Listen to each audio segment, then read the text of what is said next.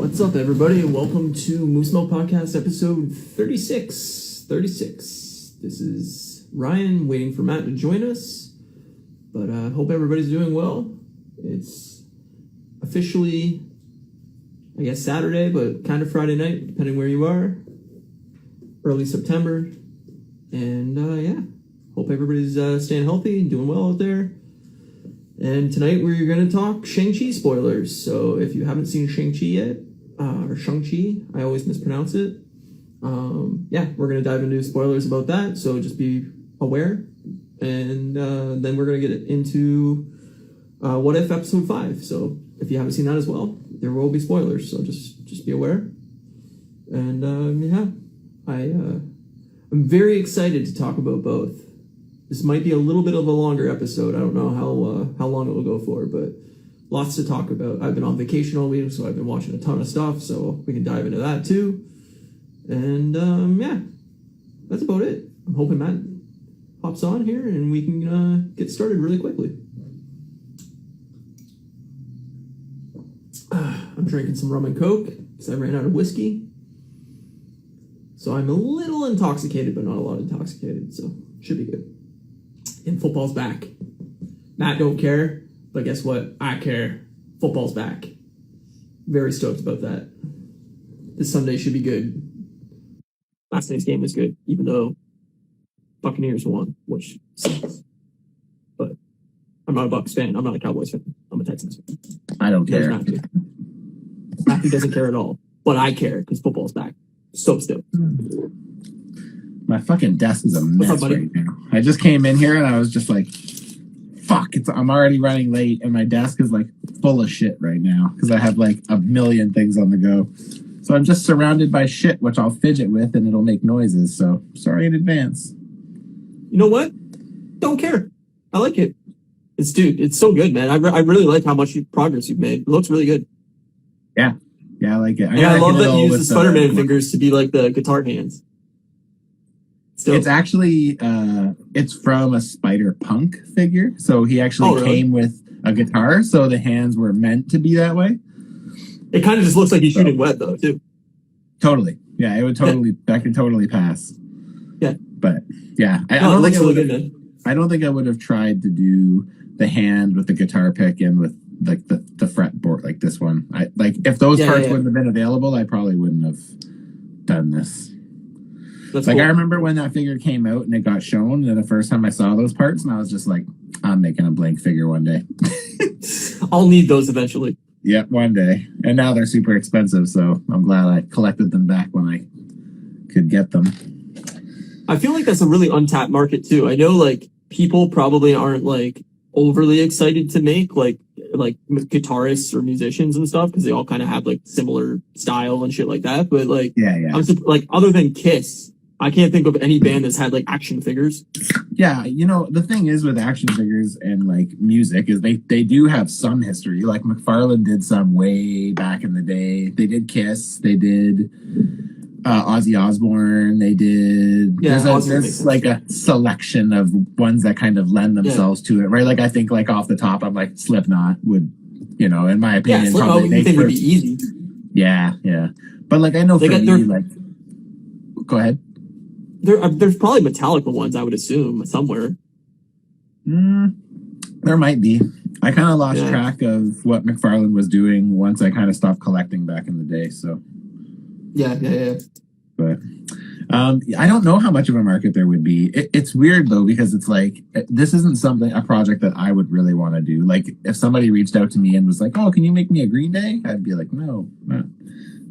Yeah. And it sucks now worse because like the person who digitally sculpted the head and the base for me, he's like not really doing stuff right now. So it's like it's shitty. So it's like now with Tom and Travis, I might end up having to like go somewhere else. And I really didn't want to do that because I liked his work.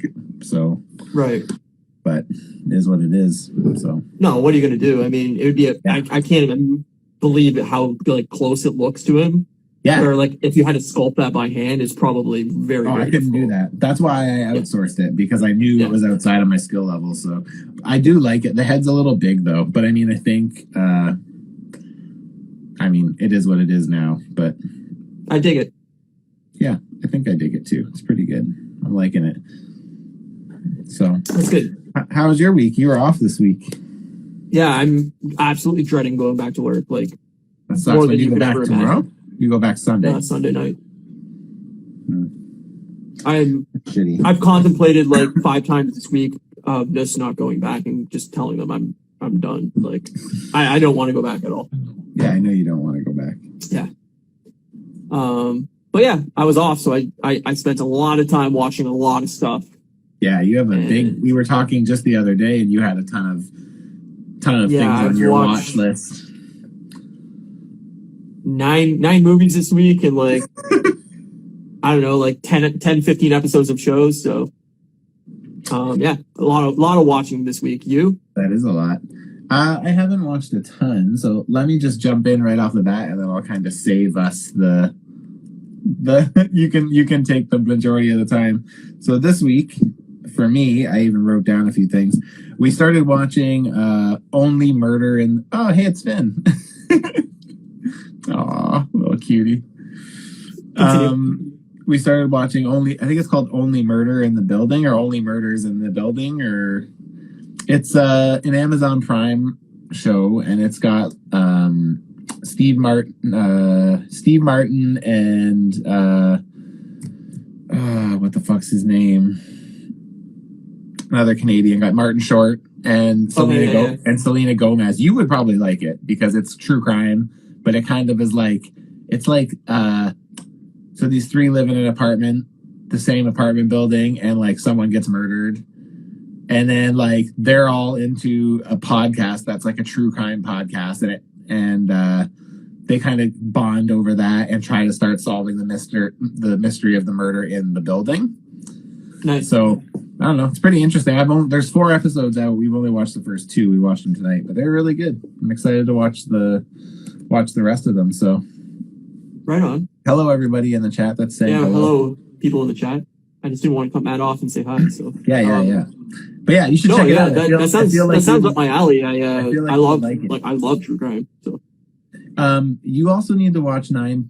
I think it's called 9 Perfect Strangers. Also, you told me last week about that. You need to watch it. Yeah, I feel like it would be right up your alley. So like Australian Survivor's ending this Sunday. It's the last episode, the big nice. finale. So that'll be done with. There's 3 hours a week where I'll like free up basically. And other than football on Sundays, which is going to obviously take up my entire Sundays, but like there's a lot of things now that are kind of ending and stuff, so I can jump back into something new. I'm done basically with Supergirl until the new season's on Netflix. Yeah. So yeah, that'll probably be a while. Now I can kind of jump into something new and have a new show to continually watch. So. Well, the 9 Perfect Strangers isn't out entirely yet. I think we're only up to episode 6. It's weekly, right? Yeah, I don't know how many weeks there is of it, but we're at episode 6. So, but man, it's good. They're hour-long episodes ish, 55 minutes, and they're I like it. Strand's here. Hi, John. And yeah, so like it's good, man. I really like it. Kate, I can't remember where she heard to watch it, but yeah, it's been good. I'll have to check it out.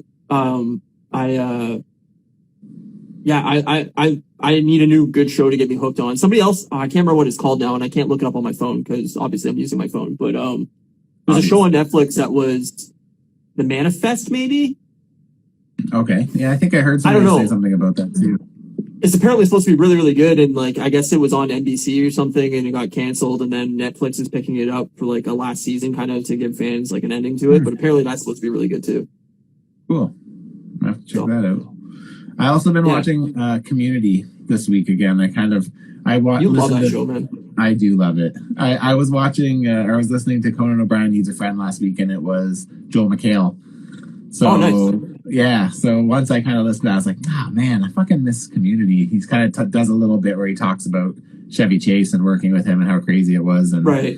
And it reminded me, it's like, God, man, those first 2 seasons in particular were just like, they were just fucking comedy, like gold. Does he talk openly about Chevy Chase now, or is it like still he always has. He? I think he's the only one that does, but he always has. He gives him credit where he's due, but he says he said he wasn't really willing to do the hours that they were wanting to do to make the show what it was. So it's like, well, he's old too. Yeah, totally. And he's been doing it forever, right? But and he's like a comedy legend, so he probably kind of felt that he was above television in some way. He said that too. But the thing is, for me, is like, it's a shame because honestly, like when I think of season 1, like I think Pierce is probably my favorite. Like he says the craziest shit. And it's like, right. Even like Kate doesn't really like it, but like I was watching it in the living room the other day and she was on her phone sitting next to me. And there's a part where Pierce goes up to Shirley, who's like the black, older, the black lady, like middle-aged kind of lady, right? And like he's supposed to apologize to her. So she's sitting on a bench here and then there's another black woman on a bench over here, and then Pierce is going to go to apologize, and he walks past Shirley, sits down next to the other black woman, and starts being like, Shirley, I know that whatever, and you can just see Shirley over his shoulder, and she's just like, seriously? and like, I look out of the corner of my eye, and I can see Kate's laughing, right? So it's just like... Yeah. It's like the stuff you showed me of that show, I liked. I just never gotten hooked on the show overall. I've never been a huge Joel McHale fan. A huge what fan? Joel McHale. I don't really like him in anything other than this. Like I watched his stand-up and I was like, this is bad. I listened to his podcast and I was like, nah, this isn't really for me. What's his face? Is it Abed or what's his name on the show?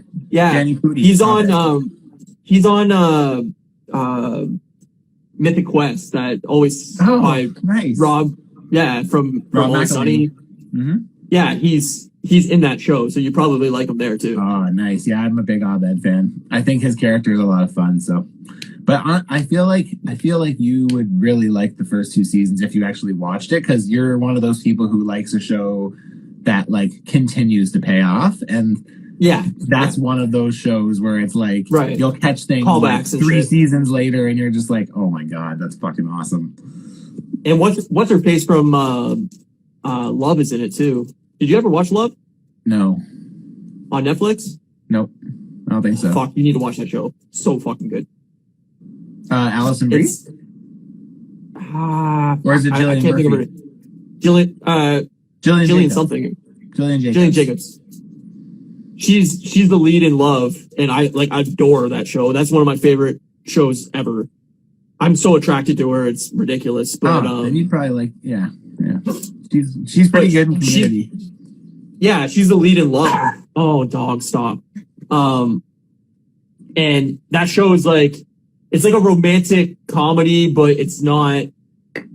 It's funny as hell. Don't get me wrong, but like, it's not a typical romantic comedy where like guy gets girl and they fall in love and whatever. Like it's very like modern dating where it's like a lot of fucked up shit happens and like it doesn't work out perfectly and like I don't know. It's very, very funny written. I'm pretty sure it was written by what's the dude that wrote all those Seth Rogen movies and shit. Fuck. I'm so bad with names and shit. We're both bad with names. It's pretty fun. Yeah, it's called. We're not a good combination. Love, and it's on Netflix. Just called Love. Yeah, it's on Netflix. I think it's 3 seasons. It's done. It's over with. Like they ended it in the 3rd season, but yeah, I don't know. I just totally relate to that show. It's really, really funny, really, really well written. Awkward at times, but it's really good. Like I highly recommend that show. But yeah, I love her. So that's the one reason I want to watch Community. Is her. She's great in Community. She's so good. She kind of becomes a parody of herself, but the character she starts as in the beginning and where she ends, like even by the end of the 1st season, is like it's pretty great. That's awesome. So yeah, that's pretty much all I've been watching. I did those. I did What If. I did that Only Murder in the Building, I think is what it's called. And that one's another one that's good, but they're quick. They're only like 30-minute episodes, so it's like it's pretty fast. But and you've seen Shang-Chi 3 times, 2 times? Twice now. Twice. So yeah, we'll get into that. Oh man, yeah, I think it's really good too. Again, it's like I wanted to talk with you more, but I had a busy weekend last weekend, so I didn't get a chance to chat with anybody really because I was tied up. And then as the week kind of started moving on, I was like, I'm just going to not talk to him about it so we can have a genuine good chat on Friday. Yeah, for sure. Yeah, I loved it too. So we'll dive into spoilers in a bit. Yeah, so this week, let's see. I watched Mission Impossible 4, 5, and 6. I love those movies. I think the first two Mission Impossible movies are bad. I think the three on are phenomenal. I think 4 and 5 and 6 are like some of the best action movies made in probably like the last 20 years. So I've only seen like a handful of them. I don't even think I've seen all of them. And they're just watch 3 on. I want to say that I saw 4 and 6. Yeah, like I'm not a huge Tom Cruise fan as a human, but either. I think he's a great actor. And he's awesome in Mission Impossible, especially because he does a lot of his own stunts and stuff. And some of the stunts that he does is fucking insane. So I'm like, man, this guy's like pushing fucking, I don't know, he's got to be mid-50s or whatever. Like he's up there for doing that kind of stuff, for jumping out of planes. Yeah, and money obviously goes a lot into how he looks still and how great he still looks as a human, but I'm just like, I don't know how you're still doing this kind of action scenes at your age. Like, it's fucking wild. Yeah. Then I started going, I watched the Batman trailer with, what's his face that's coming out next year. I'm so excited for that movie. What's that? It's Bat. That's what they... Yes. Robert Pattinson, yes. I cannot wait for that movie, but then it made me go, oh, fuck. I really want to rewatch all the DCEU movies. Why? I don't know. So I started rewatching all of those. So I watched Man of Steel, Batman vs. Superman, Suicide Squad, and Wonder Woman. And man, is Batman vs. Superman and Suicide Squad awful. Not the Suicide Squad, just your first Suicide Squad. Yeah. Those are really bad movies. They were very hard to get through. I think I'll ever rewatch them again. But Man of Steel and Wonder Woman are very good. I really enjoy both those movies. What's that? I remember liking Man of Steel. Man of Steel's fun. It's not very Superman-esque. Like, there's so much destruction in that movie. He just fucking obliterates like an entire city, and he just like kind of shrugs it off. And I'm like, it's not very Superman-esque. Like, you're trying to protect the city, and you're just murdering people left and right. But okay. But whatever. It's a fun, destruction movie. Wonder Woman's really good. I mean, it's basically just Captain America 1, but Wonder Woman. Never saw it. You never seen it? No. You should watch Wonder Woman. Wonder Woman, not 1984, the original, the first one. No, I know. I've heard a lot of people say that I should watch it. So it's really good, man. It's basically Captain America. Yeah. She's in World War II. She's doing shit in World War II. She's got the shield. She's, doing crazy shit. It's Gal Gadot. She's gorgeous. Yeah. I don't know. I like Gal Gadot. Yeah, she's beautiful. The movie's great, but it's very similar to Captain America, but that's fine. I mean, whatever. Whatever. The theme that Captain they made for the Wonder Woman is like fucking amazing. Like the original soundtrack for it is fucking phenomenal. Yeah. The score. Anyway, then I watched 21 Jump Street again. I was at my buddy's house drinking beers and just put a movie on in the background. 21 Jump Street's amazing. That movie still cracks me up. Yeah, me too. I watched Big Daddy, which I love that movie. And if I'm ranking Adam Sandler comedies, I think it's the third best Adam Sandler movie. I would agree with that. Yeah. You know what one I really like of his? Yeah, obviously. They're always the best. First and second. I don't know which order I put them in. And then I think Big Daddy's number 3. Yeah, I would say Big Daddy's number 3 for me. Oh, but like one that I know a lot of people don't like that I really liked was like, I really liked Mr. Deeds. I thought Mr. Deeds was really funny. It's fine. I wouldn't put it in top tier. Like, nah, it's not in the top. Maybe for me it might be in the top 5, but not in the top 3. I think if I had to rank them, I would probably go Happy Gilmore, Billy Madison, and then Big Daddy. But in fairness, Billy Madison and Happy could flip depending on the day. Oh yeah, same. Yeah. Little Nicky's not very good. I don't like Little Nicky at all. What's the other one? Fucking Waterboy is up there. I didn't really like Waterboy that much either. Fine. I think by that point I was kind of getting over his kind of solo character that he only, you know what I mean? Like I just go with it. I liked a lot, even though I know everybody hates that movie because it's like way later with Jennifer Aniston. But that movie makes me laugh. Oh yeah, I did see that. Yeah, that one was. I remember that being okay. Yeah, that movie makes me laugh. It's stupid, but it's funny. His last stand-up. Did you ever see his last stand-up he did, the Netflix one? I think I did watch it. Yeah, It wasn't really where stand-up. he It was plays guitar a comedy. lot, right? Yeah, it's mostly music, but it's pretty funny. Yeah, I find it weird that he did SNL, and then he made while he was on SNL, he did like 3 or 4 comedy albums, Yep. and then he just never did music again. Really, like I he know, just it's dropped weird. that completely and just acted. I think he I has would a love if he couple did that another kind of comedy came out album, here man. and Those albums there, are but- funny. Yeah, I know they're great. I love them. He always made me laugh, man. Yeah. Obviously, I'm still watching all my reality shows and shit. The new season of The Circle came on Netflix, so I'm watching that too. Hard Knocks ended. That's a football reality show. Still watching The Challenge. Still watching Australian Survivor. Still watching The Block. Nice. What We Do in the Shadows season 3 started last week. I talked about those first 2 episodes. Third episode is one of my favorite episodes of the series. It was fucking hilarious. Highly recommend do that.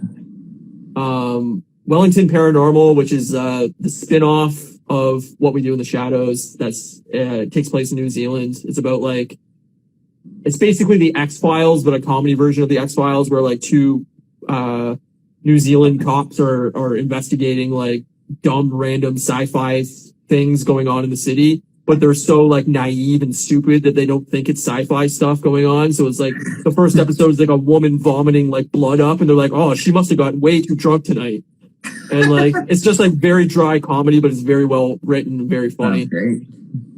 It's on Crave if you're in Canada. I don't know where it's available in the States or anything like that, but if you have Crave, it's available. All 3 seasons are available on there. All 3 and seasons then football. All 3 seasons of Wellington Paranormal. Oh, okay. So far, I don't know where What We Do in the Shadows is Yeah, I available couldn't on. find it. I looked. Yeah, I don't think it's available on anything streaming. But Shit. like I said, I think you can buy the seasons for like $20. Yeah. Football. Watched football last night. Football coming back Sunday. Stoked about that. I love football. Shang-Chi. What If? And I'm playing Mass Effect 2 video game. It's an old video game, but they re-released it with updated visuals. Loving nice. that game. I love that series. Do they do that a lot? And then, what's that? Do they do that a lot? Like re-release things? Yeah. Yeah, they have to, because a lot of like old games now are so almost borderline unplayable because of like the graphics, the How they controls. Like it's just like NES and Super NES games still hold up like really well because they're 2D and side scrolling, and like since you're only going in 2 different directions most of the time, it still like relatively holds up. But if you go back and try to play like a PS1 game or an N64 game or anything like that, those early 3D games are like borderline impossible to play because the controls and the graphics are just really, really bad. Right. So they're starting to re-release a lot of those like older games. Mass Effect was not that old. It was on Xbox 360 and PS3, but they just basically updated the graphics and making it a little more better looking. But and then me and you, I texted you yesterday about it, but Sony had a big press conference yesterday, and they announced a Wolverine game and a new Spider-Man game, and they both look pretty cool. So that looks great. I'll be excited. I'll be excited to see some like actual gameplay from Wolverine. I'm not really a video game person, but I mean, I think it looks cool. They're years away. Like Wolverine probably won't come out till 2024 is my guess. So, but yeah, I'm stoked for both of those. I was going to stream Spider-Man Miles Morales this week, and I honestly just was not in the mood to play it. And yeah, that's fair. Vacation, I'm just kind of lazy and around the house, and I just didn't feel like streaming for 12 hours or anything like that. So I'll do it eventually. I just didn't get around to it this week. It's fair enough. But that's it. It's a lot. Yeah, dude. We should talk about What If first, and we can keep it more focused on Shang-Chi for the rest of the episode. Yeah, I agree. So I gotta ask, did you actually like this week or no? Loved it. Oh, okay. I thought you might like this one. I think it again was too short, and I think it ended very abruptly. Like I did not expect it to end where it did. I like that it ended where it did. It was interesting, but like I could have used another 30 minutes. Oh, I would have taken it. Yeah. I love the premise. I think the story was really cool. It was really different. I know a lot of people are tired of zombie stuff, and they're like, oh, why does everything have to have zombies in it? I love zombie stuff. Like I've always been a huge zombie guy. I've wished for an apocalypse for like my entire life where everybody just turned into zombies, just ended. I don't give a fuck. But yeah, I thought it was really cool, and I really liked it. It's my favorite episode of the series, for sure. Nice. Yeah, I actually have to say that I think this one is my favorite. It took the spot from the Star-Lord T'Challa episode, which has remained my favorite since I saw it. But Sure. yeah, this one was great. I there were so many things I liked about it, and yeah, I just thought it was a really cool concept. I loved the lineup of Avengers that we had, like kind of at the beginning there. That rescued. Yeah, it was so different, and it was just really, I don't know, it worked really well. It was like they almost killed off like all the A-list Avengers, and then there was just like, hey, this is like B and C tier Avengers. This is what's left. Run yeah, and that's what I wanted. Is like, oh great, the people that don't get a ton of screen time all of a sudden get the entire episode. You know? Yeah. It was really cool. I liked it was great, and I loved Ant-Man and Wasp how much they were in this episode. Yeah, me too. I love that. I love that Paul Rudd becomes just a head. That's so funny. It's great. There was that scene where he's like propped on the chair and he starts to like tumble off, and I thought for sure it was just gonna smash on the ground and he was just gonna like die. And I was like, oh, that's gonna be such a funny way to go out, and it didn't happen. But I liked him wearing the Doctor Strange cape, just kind of like levitating around. It's like, oh, that's so good. I liked at the end where he's like, high fives, and he's like, go ahead. You don't have to worry about me, or don't worry about me feeling bad or something. It's so good. I love that the Wasp went like giant wasp. Yeah, and had like all the zombies crawling up her and shit. I was like, oh, that's dope. Yeah, there was a lot of cool visuals in this one that I thought were really cool, and I think it would be so cool to kind of see some of how amazing would some of this to have been seen in like live action. Oh, like, that's all I could think of the entire time. Yeah, that would have been really, really cool. I would take a 2-hour movie of like that premise, just live action. I was like, that'd be dope. Yeah, man, it would be really, really sweet. And it was kind of graphic for like a Disney show, like exploding heads and cutting people in half and shit. I was like, I did not expect this out of Disney. Like when Wasp goes into Sharon Carter's mouth and then expands and just blows her up. She's like, I'm covered in Sharon. Like, yeah, it's like that episode of Lost. I don't know. You never watched Lost, did you? Nope. This isn't a big spoiler for Lost. I mean, the show's 15 years old now, so if you haven't watched Lost, you're probably not going to care. But there's an episode where there's this like random side character that's going on like a mission to them to get dynamite, and he's the whole like 30 minutes of the first the beginning of the episode, he's talking about how dynamite, like, don't fuck with it because it will explode, and he's like an old science teacher that's on the island or whatever, and all of a sudden he's like holding a piece of dynamite like mid-sentence and it just blows up, and he's got guts like all over all the rest of the castmate, and one of the characters like brushes off like a piece of fucking like limb off of him, and he's like, oh, you got a little Earths on you, and it just reminded me exactly of that, like fucking spot on. And it reminded me a lot of Zombieland too, like with Spider-Man shooting like the demo video. Yes. I was like, oh, this is taken like right out of Zombieland. Yeah. And who better to do that than Peter too, right? Fits perfectly. Man, so I'm notoriously bad at getting super baked and then watching What If the first night, like the first time it comes out. I usually watch it twice before our Friday night show, but usually when I'm super baked, I kind of forget to pay attention to the intro at the beginning to see who's kind of in it. And I spent the whole episode thinking that was Tom Holland. It was not Tom Holland. It wasn't? No. Oh, it sounded exactly like him. I think it sounded I thought it sounded the most like the MCU counterpart, live action counterpart, even from the people who have already, I guess Nick Fury was probably closer, but like this one was like, I was like, oh my God, they even got Tom Holland back. And then once I watched it the second time, I was like, oh my God, it wasn't Tom Holland. I thought it was Tom Holland for sure. Not Tom Holland. That's shocking. But everybody else was there. Like Happy's. Evangeline Lilly was Wasp? Yep. Wow. Yeah. So yeah, it's pretty good. Pretty. It was good voice acting this episode though. Like I liked all the voice acting. It didn't bother me this episode. So yeah, it doesn't usually bother me, but I thought it was probably one of the better ones. So yeah. Hey, Dormitory. I don't know. Your name's gone now, but what up, Ukraine? That's what I would have said. Fans in Ukraine. Yeah, that's nice. Hello from Canada. Yeah. That's awesome. The other thing I thought, I thought it was really fun. I thought the voice actor was better. I thought the animation is still really cool looking. Like I said, I wish it was a longer episode, but like I like the dynamic. I like the B tier characters having like a main role. When like all the main characters take off their mask and they're all zombies, I was like, this is awesome. Like that was cool. I'm in. Yeah. And then the whole Thanos snap or having the gem still, I was like, this is great. That's the thing that makes me wonder though, because it's like I couldn't tell like when they pull up to Wakanda at the end there.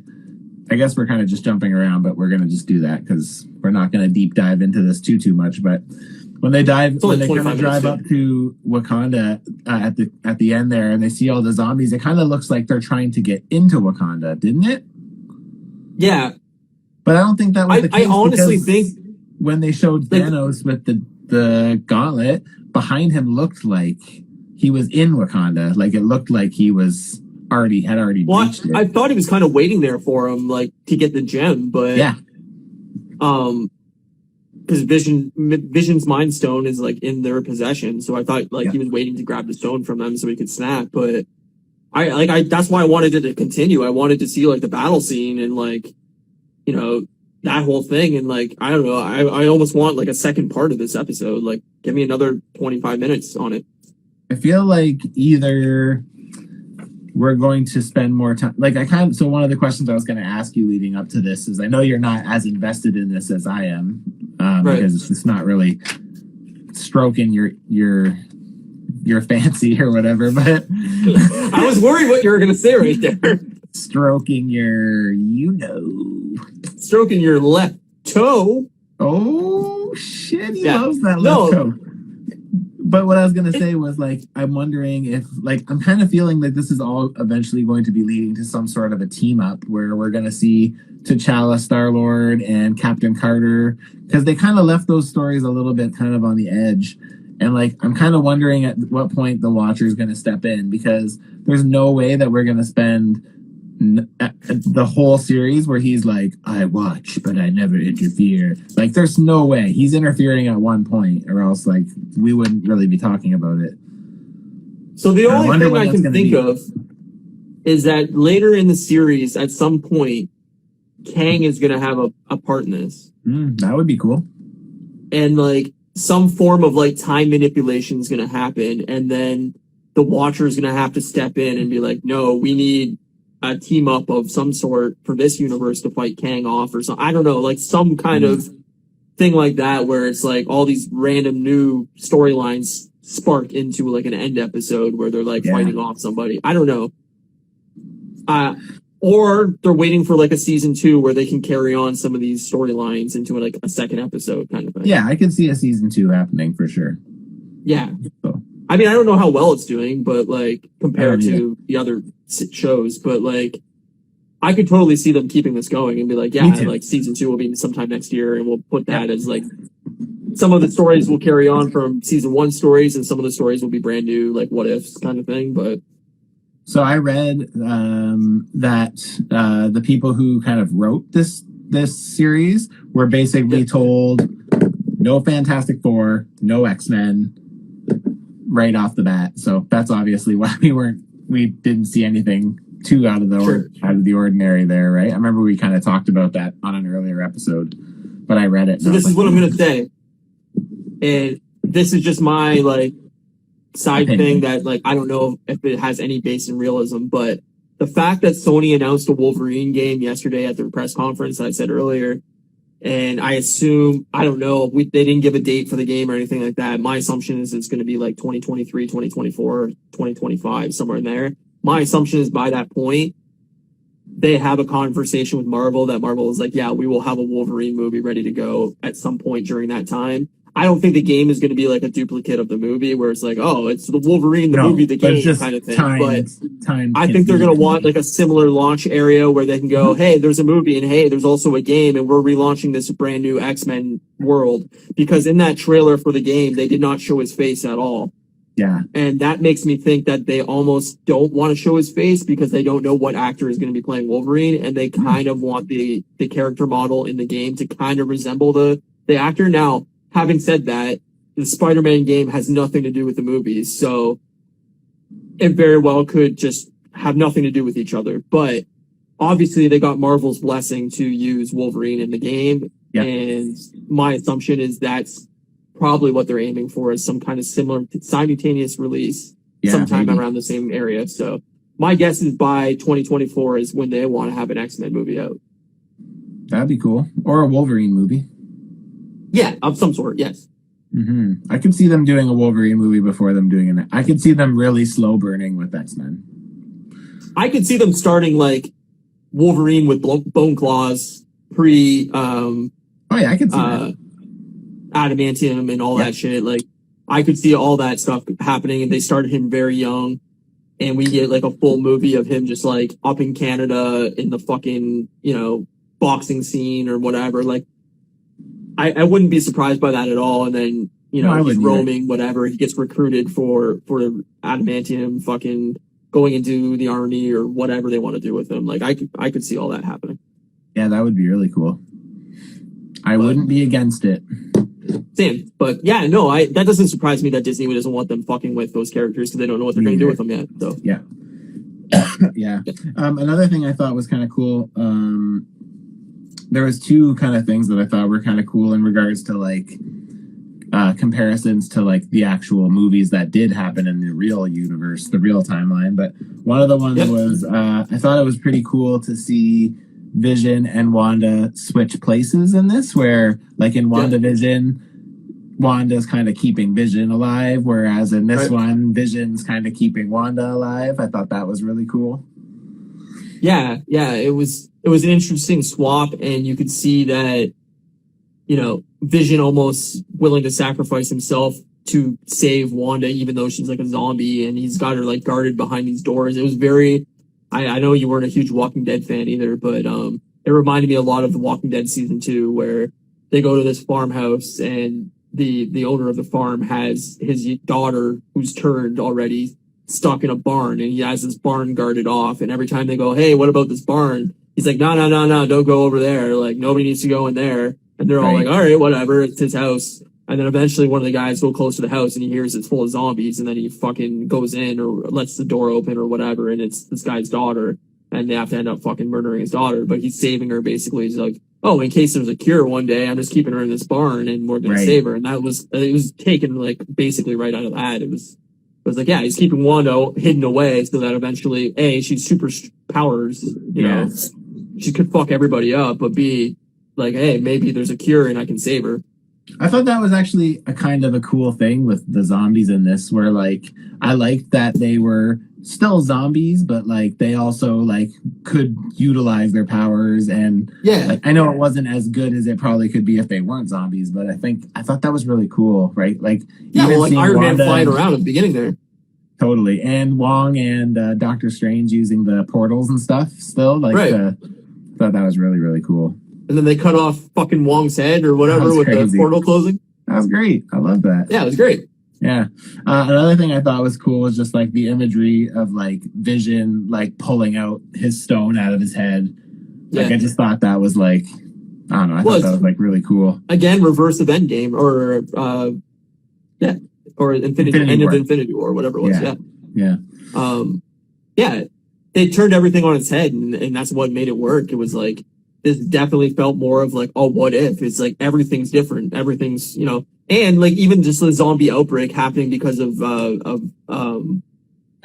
Janet and Hank going into the which makes Hank the quantum realm. Quantum realm, thank you. Yeah. It's cool. That's a cool way to kind of kick this off too, which we didn't talk about. Well, it was like how the whole zombie thing even started was, and again, interesting to see Hank play the main villain in a way for the second time in the series. Yeah, it's interesting. Which wouldn't surprise me if he ends up being like more of a villain somehow in future things, especially if he lost like hope or something, right? Yeah. Like if that's something like that happened in the MCU. Yeah, no, I could totally see that happening. Like, it's even like we talked about a few weeks ago with the theory or the rumor or whatever that there's going to be a World War Hulk movie. and Yeah. that they probably would want to kill off what's her face from the Hulk movie, fucking Betty Ross. Betty Ross, yeah. That they probably want to kill Betty Ross off in a future movie. Like, I'm sure they could get her back if they paid her enough money and just go like, yeah, you're going to be in this movie for half the movie. You're going to die. That's going to set Hulk off. And then we're going to do World War Hulk.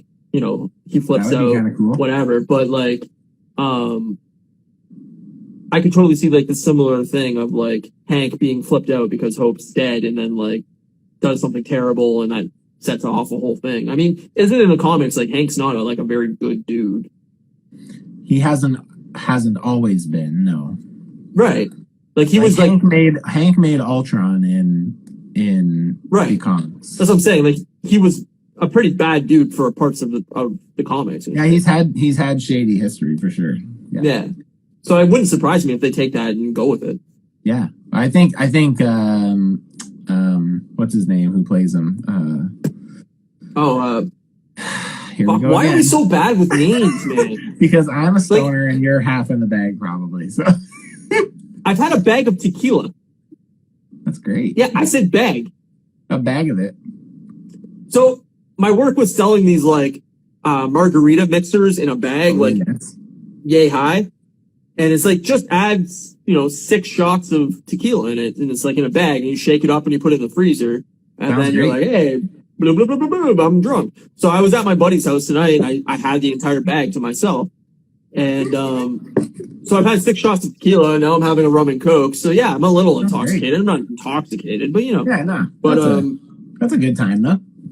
yeah, it's like basically my last night of vacation where I can really drink. So Yeah, because tomorrow you'll have to go back to normal. well, and I got to get up on Sunday to watch a football game at 1:00. So sorry, I got to do it. It's the first Texans game. This is the only game we're going to win this year. We're going to be 1-16, and I'm going to be miserable a lot of Sundays. So thank God that we don't record on Sunday nights. But yeah, Okay, so we should try to wrap up What If so we can talk about Shang-Chi. I have one more thing. What If to it was say. good? I enjoyed it. It's my favorite episode of the great. season. I don't know why people weren't as high on it as we are, because I saw a lot of negative reviews for it. I feel like this is the interesting one. episode. This is the one to me that like I kind of felt like it was when you had mentioned that the IGN score was so low. I was like, I actually went and asked my friends because like the majority of the feedback that I was kind of seeing was overly positive. So I was like, oh. Yeah. So I asked all my friends, I'm like, did any of you guys not like this week's episode or think it was like one of the worst of them? And everyone was like, no, it's one of the best ones. And I was like, oh, okay. Yeah. So I don't know where that reviewer got his opinion from. Hey, everybody's entitled to their opinion. That's cool.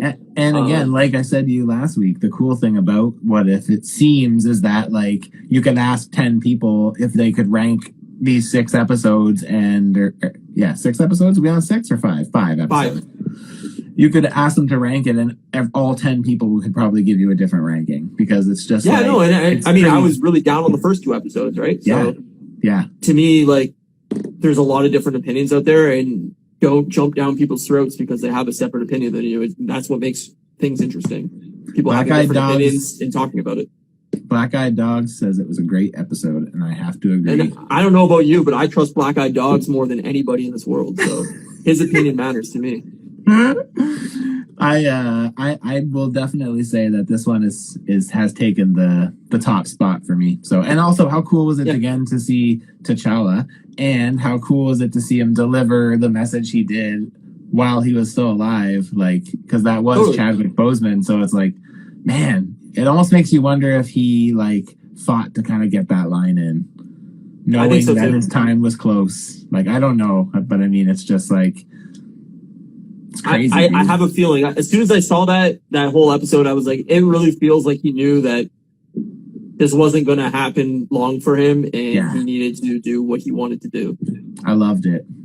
Like, as soon as T'Challa showed up, I was like, and apparently that's very faithful to the comics, apparently. Oh, really? Apparently. So I've been told. So I'm very curious to see what they'll do with Black Panther 2. Like, I'm very, very interested to see where they will go with that. And I know they'll handle it right, but like, I'm very curious to see who's going to take over the Black Panther mantle and like how they handle it and how story-wise they deal with it. And yeah, I that has my curiosity peaked. Me too. For sure. All right. You got anything Shang-Chi? more to say on? Yeah, let's talk Shang-Chi.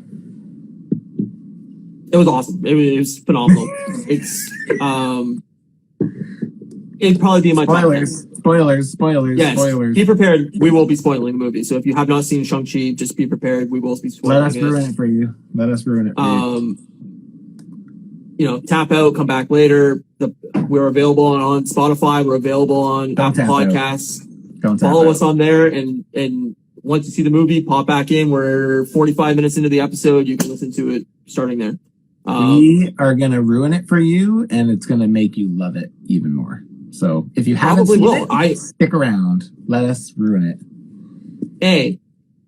Action scenes were fucking phenomenal. Incredible. Choreographed well. Yeah. Very, very like when you texted me and you're like, man, I had sweaty palms during this movie.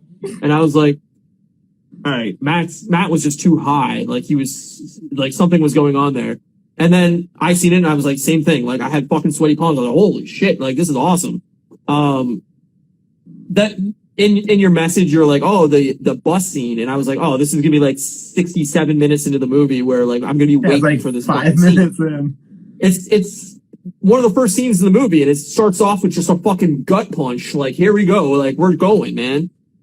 It was like a mixture of Speed and fucking Japanese martial arts movies or whatever. Like, it was dope.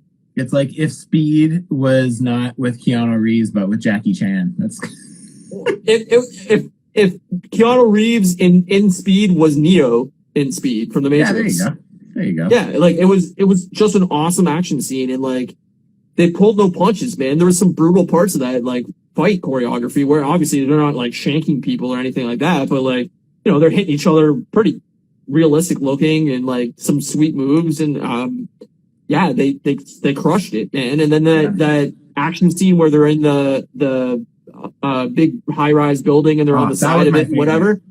That was where my palms were sweaty because I was like, oh my god, like the heights and everything. I'm not good with heights. People probably don't realize this, but like, I went to a fan expo in Toronto. We had Airbnb, and we were on like, I don't know, whatever, the 20th floor or whatever. And there was a balcony, and I like cried going on that balcony because like I'm terrified of heights. So I'm not good with heights. And during this movie, the way it was shot and everything like that, I was like, oh my god, like fuck, I'm scared. Like I don't like this. Every time someone would get kicked down and like fall, I would be like, holy fucker. When Katie was hanging off that fucking one branch off the side of that thing, I was like, oh my god, like, yeah, I don't like it.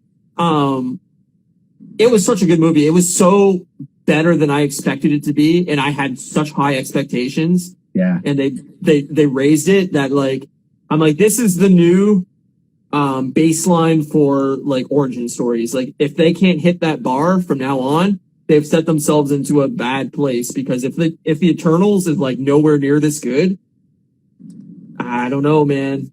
I feel like they have a shit ton of confidence in Eternals because they greenlighted a sequel before they even finished the first one. Now, my concern with that is did they have to do that because they contracted Angelina Jolie and like all these like high-end famous actors and actresses to like, hey, we're giving you a, 3-picture deal right now, and here's, $100 million and you're going to be back.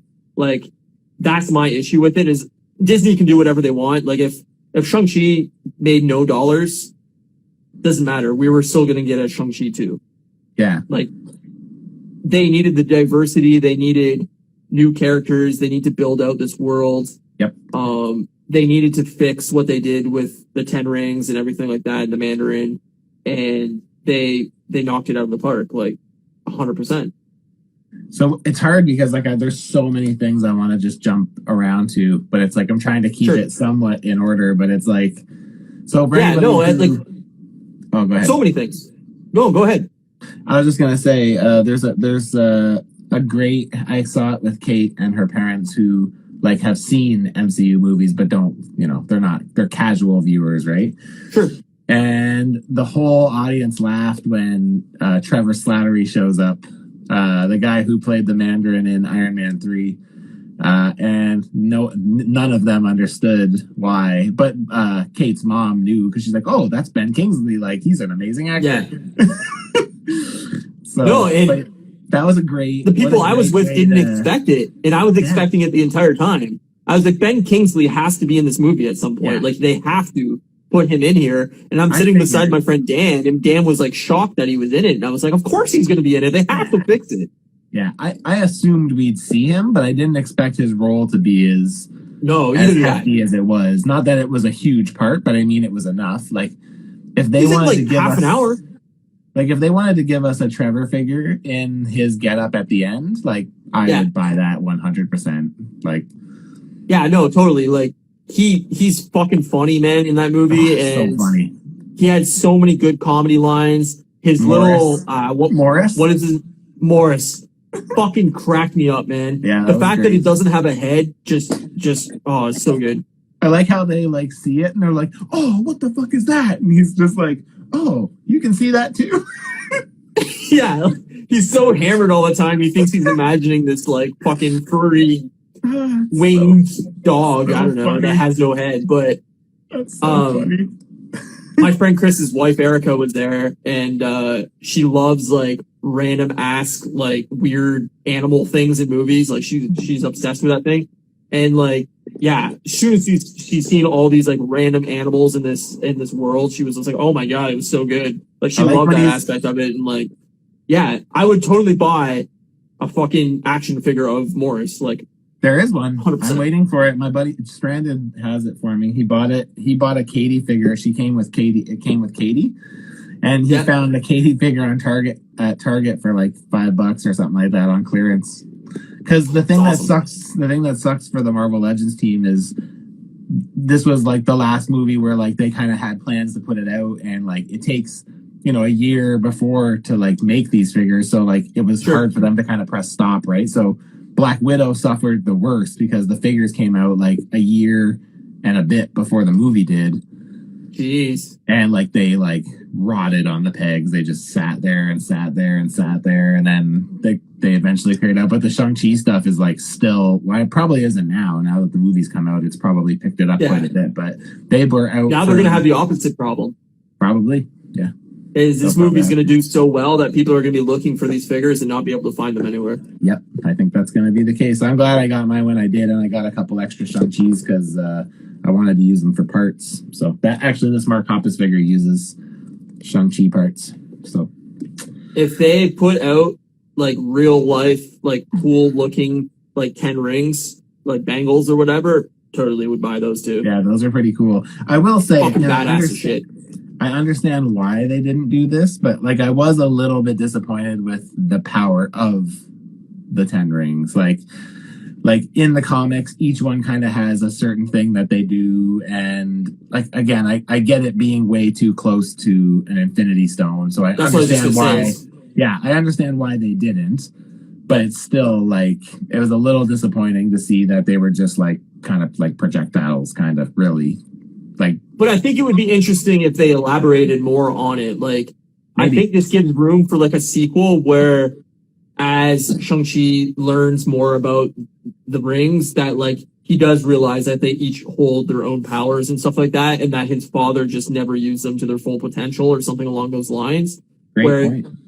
The skills he learned during this movie was just like the baseline, like this is what they can do. But now that he's kind of teaming up with, Doctor Strange or whatever, mysticism thing they want to do with this, is that he learns like a deeper dive on what the things they can do are, and then they go that way where like, oh, this ring is for this ring is for that, so on and so forth, and really build it out and make it like, because as of right now, like, yeah, they don't do anything that's like, oh my god, like this is some crazy new thing. But if they they need to make him stand alone as like, this isn't just like, an extension of your arm where you punch people or like a whip or whatever. Like, here's the other things these things can do.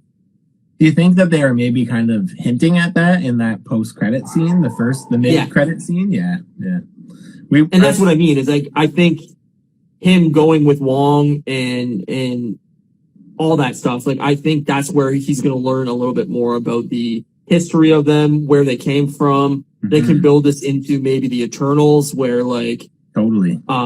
that's what they were calling out to, is like that's the signal from them or whatever in the credit scene. What if that beacon that it was calling off is what triggered the deviant to show up, and which ultimately triggers the Eternals to show That up? could be it too. Is like his father releasing that cave thing of whatever the fuck they're called, soul sucker. That was a deviant, and now the rings are calling out to other deviants because they defeated that one or something along those lines, and that's what calls in the Eternals, and so on and so forth. Like, I really think they're trying to build a universe, and it would not surprise me at all if Shang-Chi's in like some of these future like next few movies. Like, he's a side character that they don't talk about, nobody expects it, and then bam, he's just Doctor Strange 2 as a side character at some point. Totally. Well, I mean, you know, we've talked about this at great length at this point, but it's like I wouldn't be surprised, because like with the cast, the roster that we're getting in the MCU, everything's going to need to find a place to live, because we are going to have a hard time waiting for sequel and third movie of like all these reoccurring characters, because there's just no room on the slate to have everyone having their own movie. Well, not just that too, but like they have to make sure it fits into the universe. And how do you build out a team or a connection with other characters without tying him into other things? And like, I could totally see a Wanda and Shang-Chi movie or something like that, where like her powers and his powers, and they have to, you know, take on whatever. I don't know. Like, I could totally see like basically how Hulk was in Thor Ragnarok. Like, I could totally see Shang-Chi is in X movie, and they don't even need to talk about it right now. You think you're getting whatever movie, and then all of a sudden, boom, he's like a main character in this movie, and it's kind of a surprise. You know, it may leak in trailers or casting or whatever, but I could totally see them trying to do something similar to that, where they're like, yeah, you think you're getting a Thor movie, or you think you're getting a Doctor Strange movie, but Shang-Chi is going to be a huge part of this world. The great thing about this is they've casted some really awesome actors too. So it's like the MCU is full of like really great actors who like fully embody the characters that they play. And it's like, you get to the point where you could even put the most oddly paired together and it's just going to work. There's like, I'm just even thinking of Shang-Chi paired with so many different heroes. And I'm just like, oh my God, there's so much room for like good comedy and just like great chemistry. And like imagine him with Paul Rudd, imagine him with Sebastian Stan, imagine him with like you could do so many fucking things, right? Even him and Nick Fury would be so cool, right?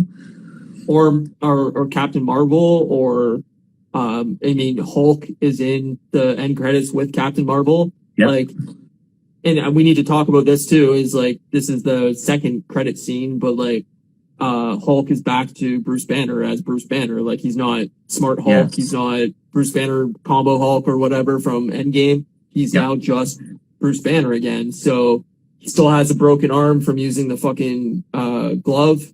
But yeah, like clearly they're setting the fact up that something happened there where him and Hulk separated again.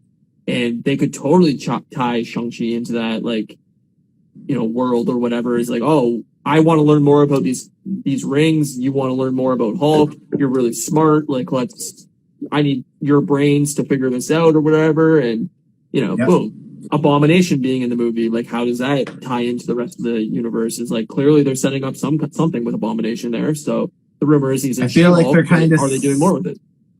I feel like they're kind of setting Abomination up to look like he's kind of a good guy, because it's like, you know how he like fights Wong, and then afterwards when Wong beats him, he kind of like follows and he's like, come on, we got to do more training or whatever. Yeah. But it's like, I feel like they're doing that to put him with John Walker, U.S. agent, and Yelena and Valentina, whatever her name is there. Constantine, or whatever the fuck her name is. Whatever the fuck her name is. No, I agree with you. And like, I found that kind of weird that Abomination seemed like he was kind of a good guy all of a sudden. Like, it felt like a pretty drastic change from where he was in Hulk. But pretty great though. No, it did, and Hulk was 13 years ago. So there's a big character arc from the end of Hulk to now that who knows what that character went through. And I hope that She-Hulk, there's an episode of She-Hulk before after they introduced Abomination of some sort. We get that like an hour-long episode that shows, well, this is what happened to Abomination during this time period, and this is how he's evolved as a character. Yeah. And let's show what happened from 2008 to present day, and then the next episode he's teamed up with She-Hulk, or maybe they have some kind of romance or something like that. I don't know. I hope he ends up being a villain, just because I feel like it would be good to have a villain of that power level. Sure. And especially if they're going to end up trying to do Dark Avengers or Thunderbolts, I feel like that would help. Or you don't know his motives, right? Like he's not black or white. He's somewhere in the gray, and you know, sometimes he's good, sometimes he's bad. Maybe they call on him if they are going to do a World War Hulk movie. It's like they bring him back as like something that could take down Hulk, and he gets his ass beat or something like that. Or maybe that's what they're setting up She-Hulk to be. It's like another, you know, possible opponent eventually to Hulk.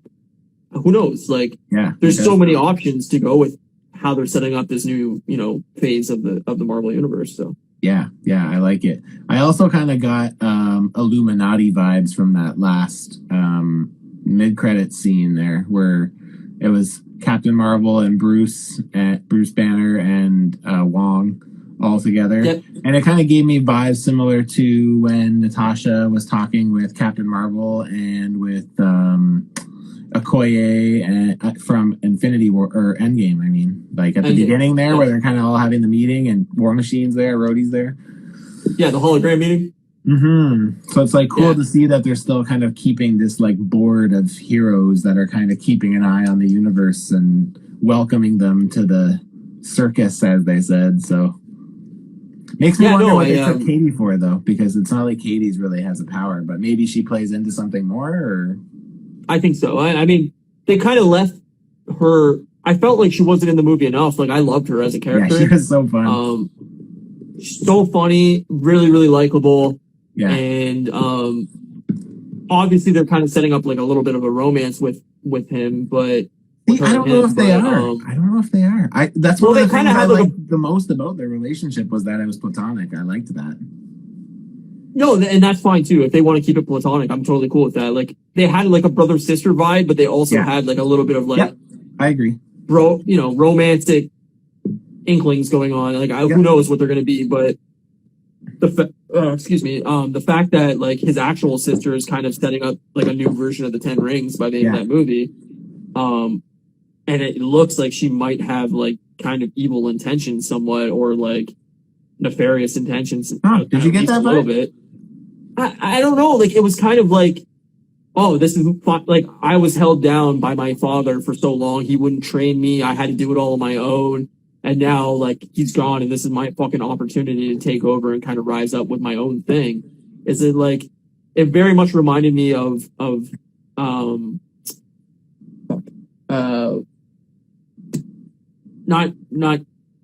fucking Carter from Falcon and Winter Soldier, that she's taking on like that underworld thing. Yeah. Sharon,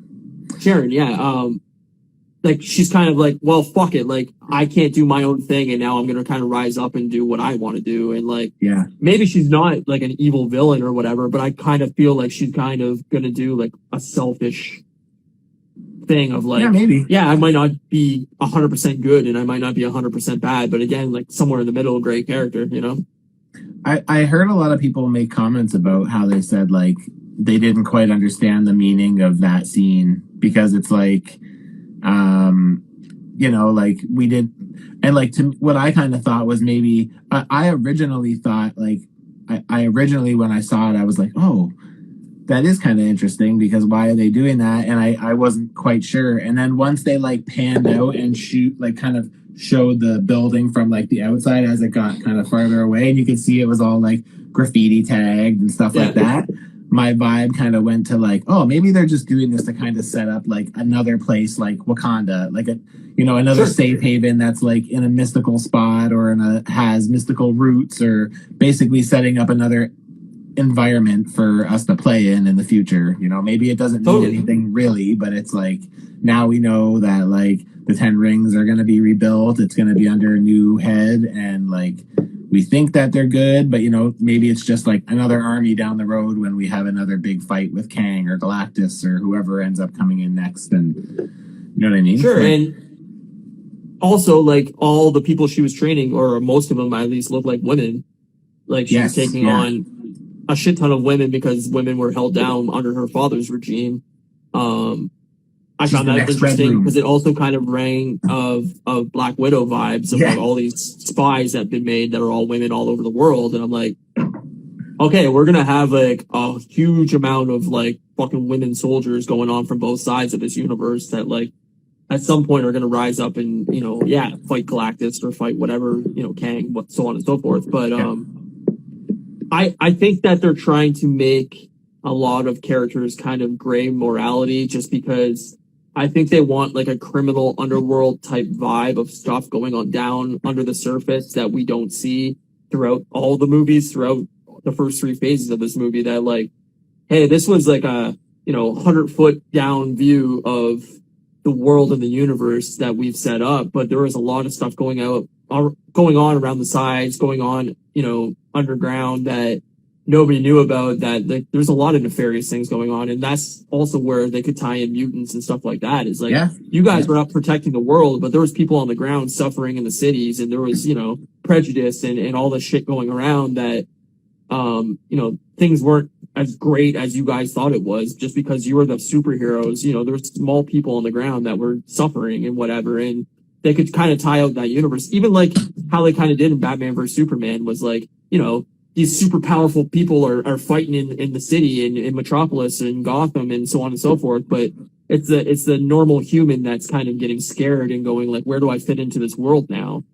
Yeah, for and sure. Now that you're getting trained as superheroes, you're getting trained as, the 10 rings, as super spies and all these things, is like, all right, this is like the human aspect of this. Is like, we're getting people with powers, and we need the human people to step up and also be strong and powerful. So yeah. I guess the good thing is, another cool thing is the tech that they have as well, right? It's kind of super cool. Again, a little bit Wakandan, a little bit too, right? So it'll be interesting to see kind of how they play that out. Yeah, no, we have so many variations of like tech now, that we have like the Stark tech, and then we have the Wakanda tech, which is like weird, and then we have like Doctor Strange's mystical side, and then we have like the 10 rings side of it, which is kind of a combination of multiple ones of those, where it's like, it's a little bit mystical, but it's also like high-end tech. And then we also have the Guardians thing, where it's all like space tech. Like Shatari. So like at some point, these are all going to kind of tie together. It's just, again, they're just building that universe out. It's great to see. So yeah, no, totally. And like just so many times during that movie where I was like, oh, that looks really cool. That's an awesome, cool new thing that we haven't experienced before. Yeah. In the MCU, where it's like, it's different. It has its own feeling. It has its own taste. It has its own style, and it's different than Black Panther, and it's different than Iron Man, and it's cool. Yeah. I'm definitely feeling it. Like the fact that like Iron Man was such like a science-based thing, and like Captain America is like, again, a science-based like chemical he was injected with. Hulk is gamma rays. That's all science-based. And now we're getting like way more of like the mystical things. I think that's like a cool difference, is like, we're really trying to vary this up. But I think, we weren't doing the podcast back in the day, but I mean, me and you have both kind of said this a few times, right? Like, you start with the grounded stuff because you have to. And then, like, the thing is like, I don't think the MCU would be where it is today if they started with like Captain Marvel. It's like, hey, here's this like superhero from space. Yay, super alien. And it's like, I feel like they were smart in their approach, but I think now that they've got such a following, it's like, we want more. Like, it's not, it's like, the last thing I want at this point is another science-based, like, you know what I mean? Like, I want something that's more exciting, because like, it's just like, been there, done that. We've already done that. Yeah, no, we can't have a new Iron Man and then have the same tech and everything. It's like, it's a story that's already been told. There has to be a variation on it. But no, I agree. Like, you can't start in space and then go, oh, you're not buying into this world. Like, you need a grounded thing that people can relate to, that makes it feel like a human story. And it's, everybody can put themselves in the shoes of Tony Stark. Like, no, I'm not rich, But if I was rich, I could build out this tech. Like, you could put yourself in that role. Spider-Man, same thing, or Captain America, same thing. Everybody can relate to wanting to do the right thing and just not having the strength or the power to do the right thing. But if you jump into Guardians of the Galaxy, you're like, well, this is, batshit crazy. But once you build up to that, you can kind of see like, oh, it does fit into this universe that they've already built up. And they've built out the world over we're at 24, 25 movies now that something like that. You can buy into almost anything because they've done such world building things that you can buy in at any point now. So yeah, totally. I love it. Yeah. Yeah, I'm definitely liking it. So I think as a whole, this movie fucking it really did it for me. I thought it was maybe a little bit slow in the middle. And I do think that the final battle was a bit more CGI heavy than I would have.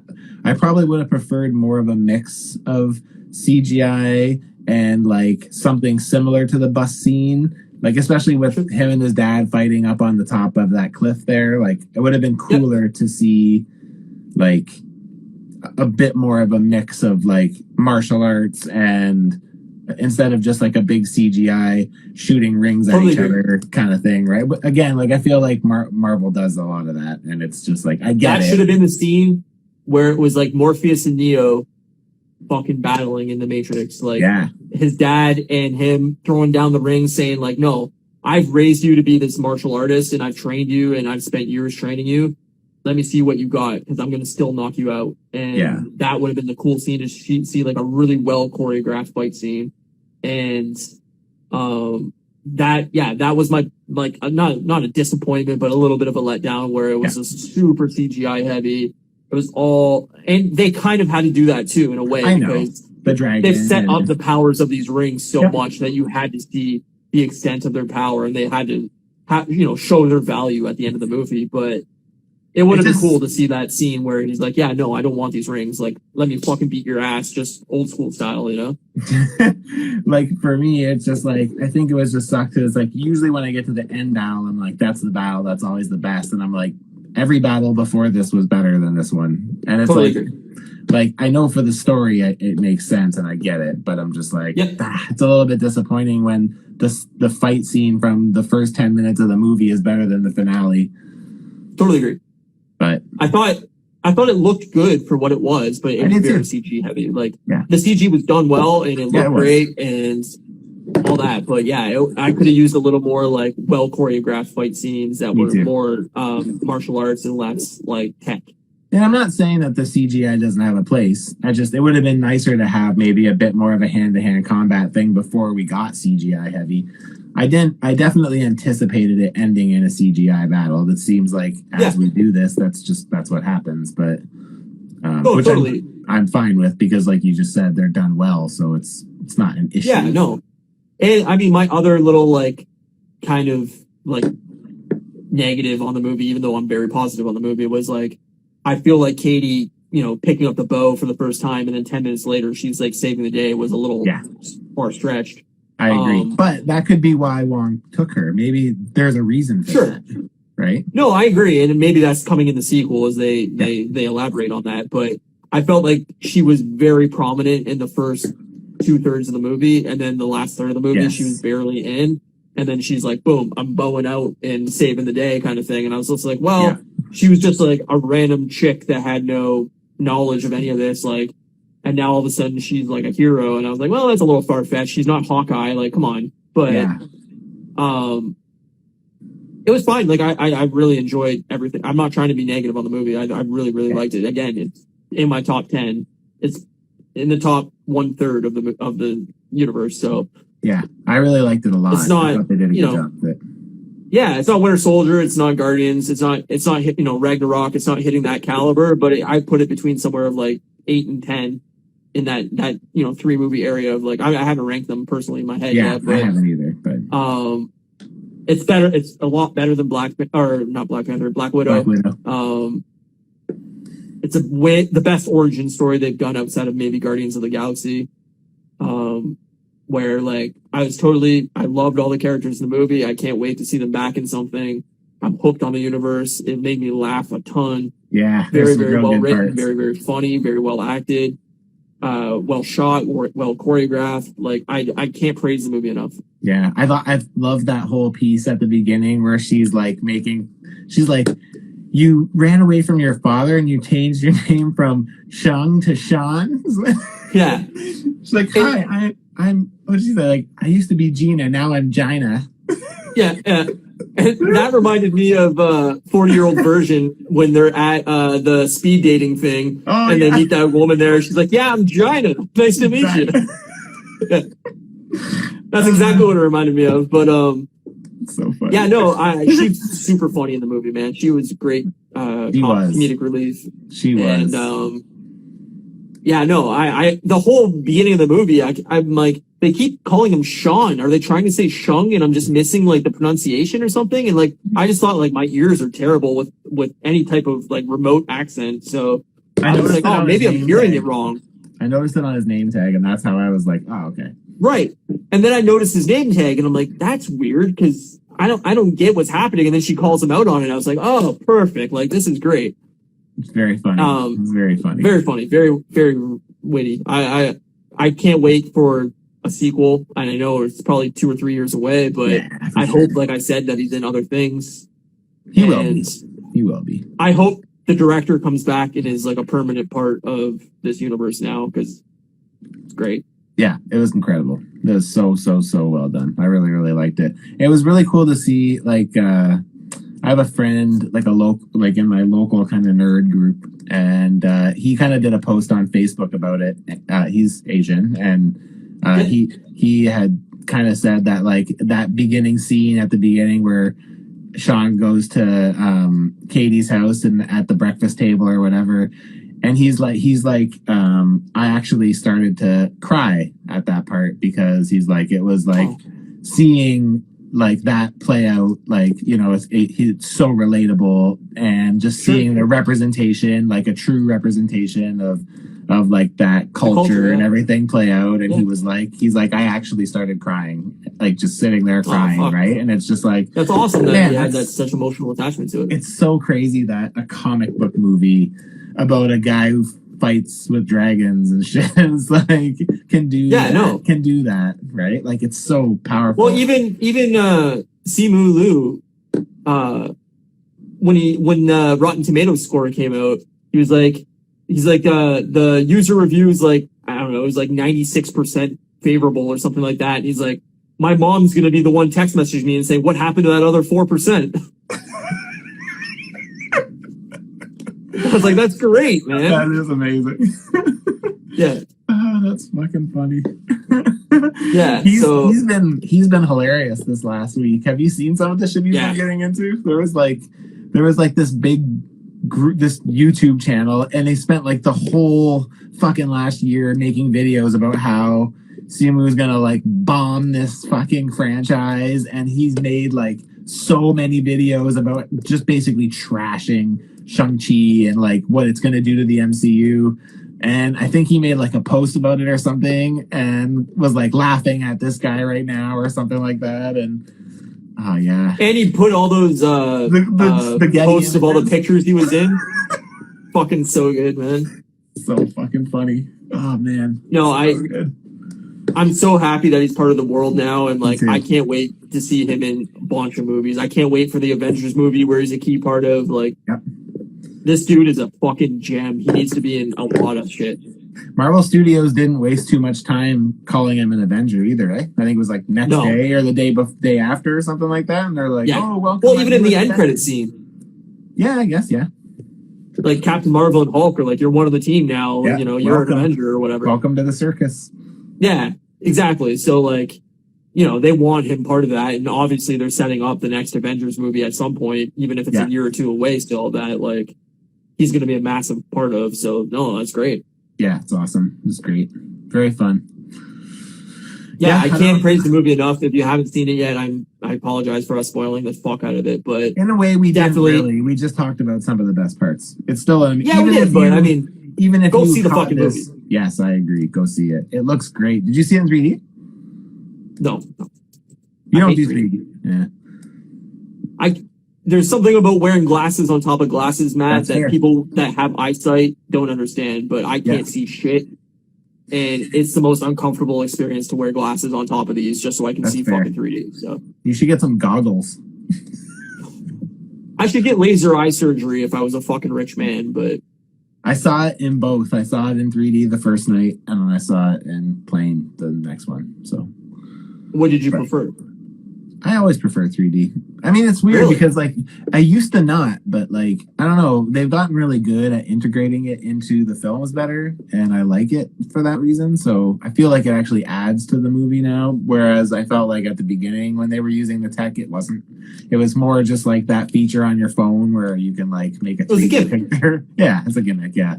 Whereas like I know it still is a gimmick, but it's just like I feel like they do a better job with the technology and integrating it into what I'm watching. It's not so jarring anymore. It's almost feels natural for it to be kind of popping out of the screen. So it's I don't know. I thought it worked good. I would have liked to seen it in D-Box. That's where the seat like moves and shakes and stuff, but they didn't have it available. So yeah, well, we have 3 theaters in Windsor, and the theater at the mall, that's where we wanted to go because it has the best screens and everything like that, and it was completely sold out. Right. So I had to go to a second theater where the screen's nowhere near as good, and it's you went to Silver City? Comfortable seats and all that. What?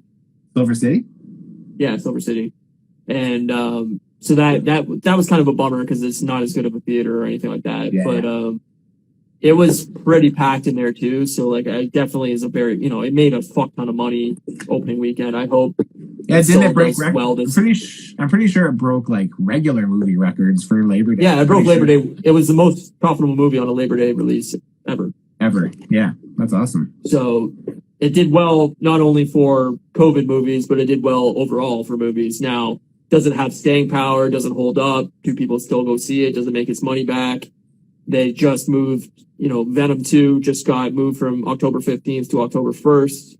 So instead of delaying it, they actually moved it up. So does that movie do well? Did they move that up because they saw how well Shang-Chi did and was like, oh, fuck, we got to get on this hype train and make our buck and bounce? I think that movie's going to be really bad, but will people go see it and will it be profitable and so on and so forth? There's a whole The first one was profitable, wasn't it?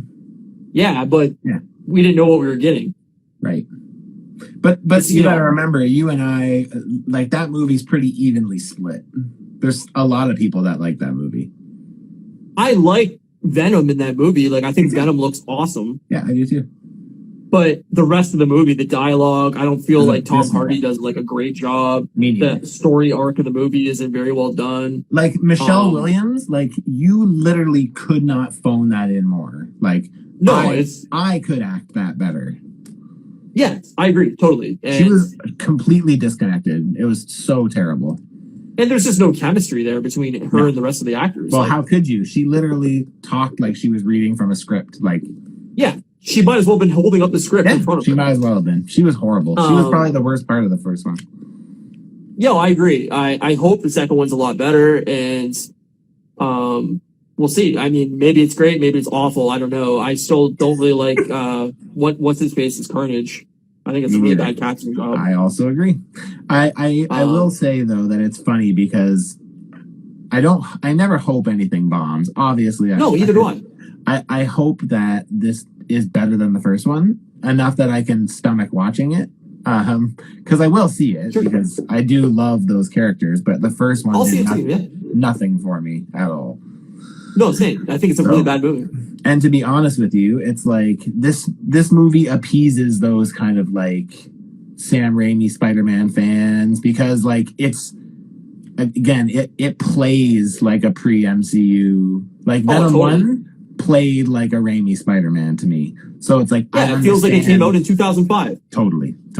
Yeah. So I totally agree with you. It's better than Spider-Man 3, Sam Raimi's Spider-Man 3 Venom. Yes. But that's just because Venom looks like Venom and it's not played by Topher Grace. Yeah. Who is an even worse choice than what's his name? Tom Hardy. Tom Hardy looks the role. He looks like Eddie Brock, but he just seems like he's phoning it in the entire movie. Like it's just too silly. He's too zany. Yeah, I know that Venom has had stories where he is a little like that, but it's just not. It doesn't translate. He's trying to be quippy like Spider-Man, but he's not funny or he's not likable. It's like, dude, in any way, I don't want you as Deadpool. I want you as Venom. Like, I don't need to hear your Venom head sitting on your shoulder and being like, "Let's eat some brains." Oh no, let's just eat toast, Venom. Oh no, we should eat brains. It's like totally agree. I fucking hate this. I know Venom's always been that kind of silly character, but it needed to be a rated R movie. Yes, I agree. But again, they want to. And the fact that they want to. The fact that Venom 2 is still PG-13 is a very big bummer. I agree. But also not surprised because it's Sony. And I always say, and they wanted to make money. When this comes out, we'll all remember again and appreciate the MCU because it's like every time Sony puts out a movie, we go, thank you for the MCU because Sony are fucking phoning it in every time. And it's just how I think Morbius is going to be just as bad as Venom, if not worse. The only reason I hope the Sony movies fail is because I'd love them to sell the property back to Disney so it can actually be done right. Yeah, I'm almost shocked that they haven't. I really thought that after Spider-Man 2 and there was that divide where Sony's like, oh, we're going to take back Spider-Man from the MCU. And there was that whole period where we thought, all right, Tom Holland's done, so on and so forth. And I really, really thought that Disney was just going to have to pony up and be like, here's $1 billion. We're taking the characters back. Like, go fuck off, Sony. I don't think it works that way, though. I don't think they can just take it back. I think Sony has to sell it back.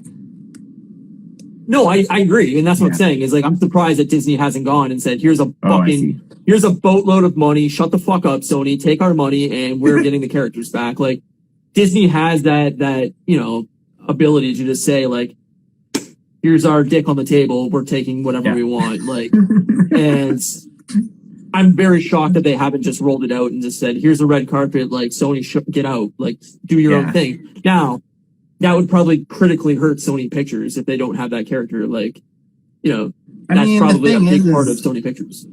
Sony is a lot like WB in that they get one movie that's good and they're like, oh, okay, sweet, we can pump them all out again. It's like I remember the early days of DCEU. What was there? 45 movies in development that they were talking about? Yeah, we're gonna make this. Yeah, we're gonna make this. Cool. How about you guys make one that actually works? And then not just that, right? Like I had this conversation earlier in the week with my friend, and the DCEU, everybody shits on it because, and rightfully so, because a large majority of the movies aren't good. But if you take the first 5 movies, so Man of Steel, Batman vs. Superman, Suicide Squad, Wonder Woman, and then Justice League. If Justice League would have been at least on par with the Avengers, nobody would be shitting on DCEU right now. But the problem with Justice League is they didn't set up Aquaman or Flash. Yeah. And if those, or Cyborg, but if if Aquaman and Flash movies had come out pre-Justice League, they got their first movies, and then now we're getting our first Justice League movie. That movie would be so much more favored because the first hour of Justice League is them trying to set up all these characters that they didn't introduce anywhere else, and that's what hurts the movie. Yes, and that's why when they re-released Justice League, Zack Snyder's Justice League, it had to be 4 fucking hours long because we didn't get any time to these characters in their own movies. Yeah, so who gives a shit about the Aquaman movie's okay. It's not bad. It's a solid movie. What's the fucking other movie? God damn it. Shazam's awesome. I think that's a really solid movie. I like Shazam. I laughed a lot during that movie. I really enjoyed that movie. So if those 2 movies would have came out pre-Justice League and now we're setting up a Justice League and we would have got a Flash movie when they had talked about a Flash movie pre-Justice League and we were getting that movie. Now it's been delayed 7 years and we're finally getting a fucking Flash movie. But I'm actually really excited for the Flash movie. Like the fact that they're getting Michael Keaton's Batman back into it. Yeah, that's great. The whole Flashpoint storyline, they could do a lot of really, really cool things with that. Yep. Resetting the universe in a way where they can keep, say, Wonder Woman because she's done awesome and Gal Gadot should be permanent part of the world. Yeah. But then they can say, hey, Ben Affleck, you don't want to be Batman anymore. Fuck you. Now we're recasting Robert Pattinson's Batman, made a shit ton of money. We're keeping him as Batman in this new universe, or whatever they want to do with it.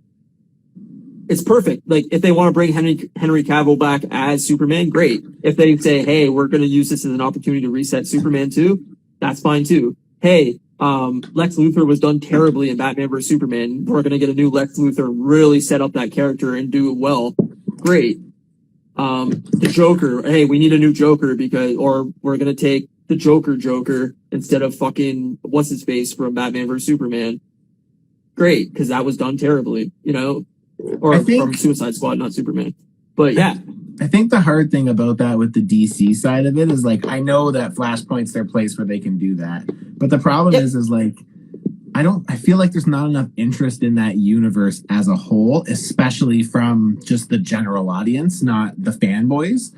And it's like, I feel like a lot of people could look at that in a negative way. Like, it's different with the Marvel stuff because we've seen so many movies and it's been like ingrained in our culture for like, forever, right? 10 plus 13 years, whatever it is now, right? So it's like, I feel like Marvel has a way of doing things where, like, they've taken the slow approach and they could probably get away with doing something like that. Whereas I feel like DC may not be able to do that because I just don't think that the general audience gives a shit enough about it. And I don't know. I feel like, again, without having attachment to a lot of these characters, it's like, who the fuck cares if they disappear and they're replaced? Like, you might as well have just replaced them because, like, no one gives a shit.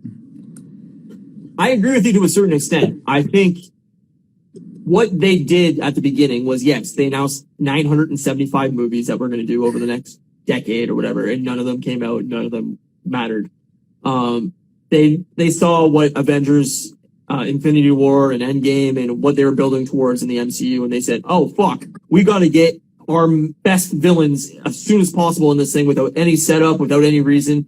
We got to blow our load and put this thing in the fucking movie. And it ruined it because Justice League was awful. And so now you've got a huge part of that world that they've already used. So Flashpoint to me is a way to go, yeah, we have to reset the universe because as of right now, nobody gives a fuck about this universe that they built outside of very, very hardcore DC fans. The general populace doesn't care. If Flashpoint resets the universe enough where you can buy in and they can reset some of this stuff where they can change the tone of some of these movies, they can recast some of these movies and really get like likable, actors in, likable directors in. It's a better script. It's better, well written. I think they can really change the direction of this franchise where they can go, oh yeah, all that happened and all that matters still, but we're going to get this going again into a direction where we can build up towards another Justice League movie 5 years from now, I don't disagree with you that it needs to happen because it does. It's a fucking mess over there. And if they want to have a shared universe, it's important that there's structure to it. But I feel like it's difficult to reboot something that no one gave a shit about the first time around and expect people to give a shit the second time around. True. But they use this as a starting off point again, where they can say, you don't need to have seen any of those movies. If you have, they still exist. They're still part of the universe and we're still counting them. But this is my point is they can reset this universe and really get people to buy in. The bad part about it is the best two movies in the franchise are probably going to be the Joker that came out last year or 2 years ago or whatever, which is really, really well done. And the new Batman movie, which apparently isn't part of the DCEU. Right. Now, my assumption is that's going to change dramatically if this movie is fucking awesome. Right. And there's already talks that they want to do another Joker movie. I don't know if that's going to happen or not. Yes, I heard that as well. If this Batman movie is fucking awesome, which there was early preview screenings of it, I think last week, and they're saying like the rough cut of it right now is fucking phenomenal. It's really fucking dark. It's really different than the other Batman movies. It's really fucked up at parts and really scary at parts and really, really, really good. If they can keep that and this movie comes out and is fucking really good, guaranteed that they reset the universe with Robert Pattinson as the new Batman. Yeah, maybe. Yeah. I mean, like I said, like at the end of the day, whatever they have to do, I just think, again, this is where I compare the studios, and I'm like, Marvel Studios goes in with a game plan, knows what they want to achieve, and will take the slowest way possible to get to that point. Sony and DC, they're like, hey, they just made an Avengers movie. I want to have a team-up movie. Cool, well, now we've got 5 people, and 3 of them we don't even know or really give a shit about. And the 2 that you do have, like, basically spent their movies just churning out, like, preparations for this movie, and it's just like, cool. They need to make a good Green Lantern movie too, and that's another problem. Is Green Lantern has to be a part of the next Justice League movie, so they need a good Green Lantern movie to really change the direction of this. Is like you can really kind of drop out. Well, obviously Cyborg probably won't be back because of the actors feud with the studio and everything like that. Yeah. But again though, Ryan, like I agree. Again, I agree that to do Justice League over would make sense to put Green Lantern in, but how do you convince the general audience that after the abysmal Green Lantern with Ryan Reynolds, how do you convince those people to start again? Like, they're like, because the same way they're going to do with the Fantastic Four movies. I'm not going to lie to you. I'm super curious how I feel like X-Men are safe. I feel like you can sell X-Men with a simple twist. And I feel like even Fox was able to sell X-Men, so I'm not worried about X-Men. But Fantastic Four, I definitely have doubts because I think that those movies have been tainted in a big way. I agree with you, and that's what my point is they have to get the right people in the room. They have to get the right director. They have to get the right actors. They have to get the right script. And they have to have the right tone for the movie, and they have to knock it out of the park. They cannot put out a Green Lantern movie that's fucking shit, and they can't put out a Fantastic Four movie that's like, oh, this is somewhere near the bottom tier of MCU movies. If they're going forward where the Fantastic Four is going to be a huge part of the future of the MCU, they have to have it casted right, and they have to have a script that people go, oh, fuck, they're taking their shit serious, and this is awesome. Yes, and I 100% agree. That's what I mean, is like, you can have bad movies in the past and really change the tone. Look at Batman and Robin. Like, Batman Forever and Batman and Robin were fucking god-awful fucking Batman movies, really. Yep. And then they came out with Batman Begins. Christopher Nolan, the right director, comes in. Christian Bale, the right Batman. And, you know, some people are divided on Christian Bale as Batman, but the script was amazing. They took it serious. They changed the tone. This wasn't your, a 5-year-old's version of Batman. And they fucking, boom, we get the 3 best Batman movies that have ever been made.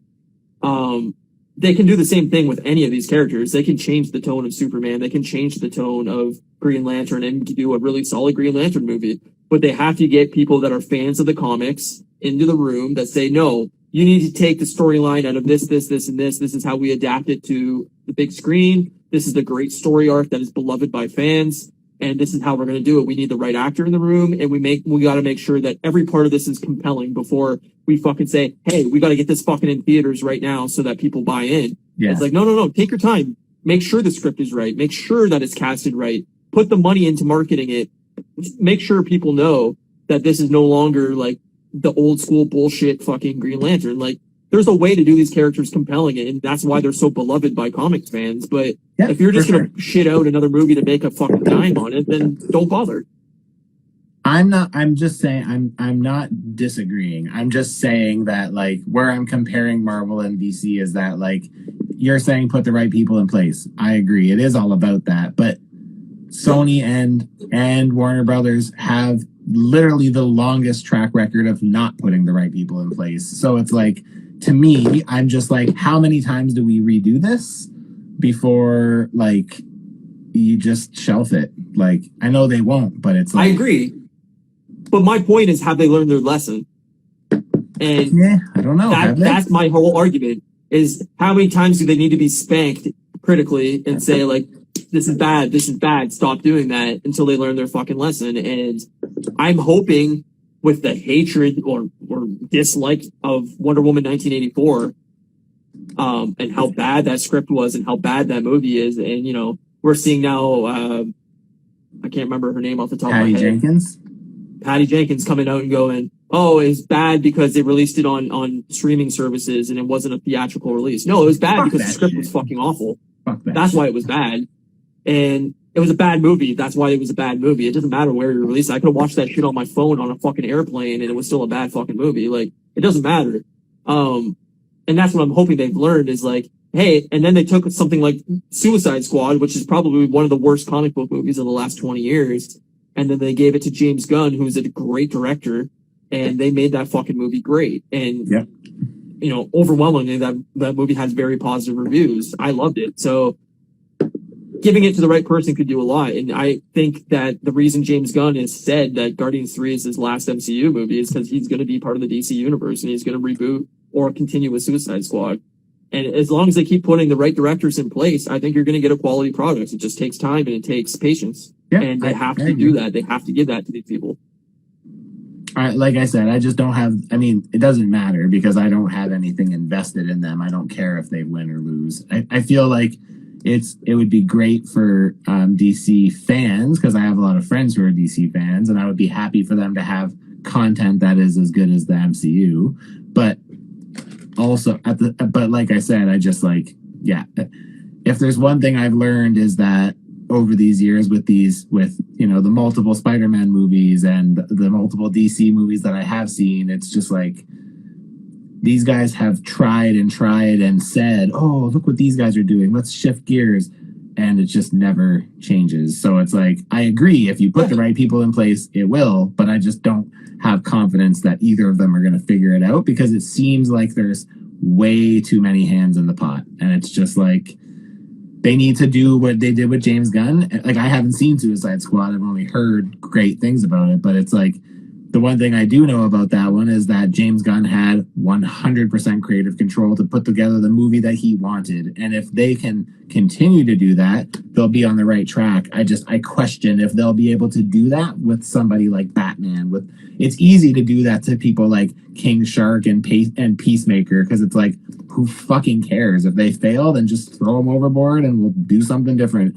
But how do you go backwards on, you know, what happens when your next Superman movie is The Rise of Skywalker and it's like a piece of dog shit and then what do? Then you're extra fucked because now you fucked Superman into the ground and it's like...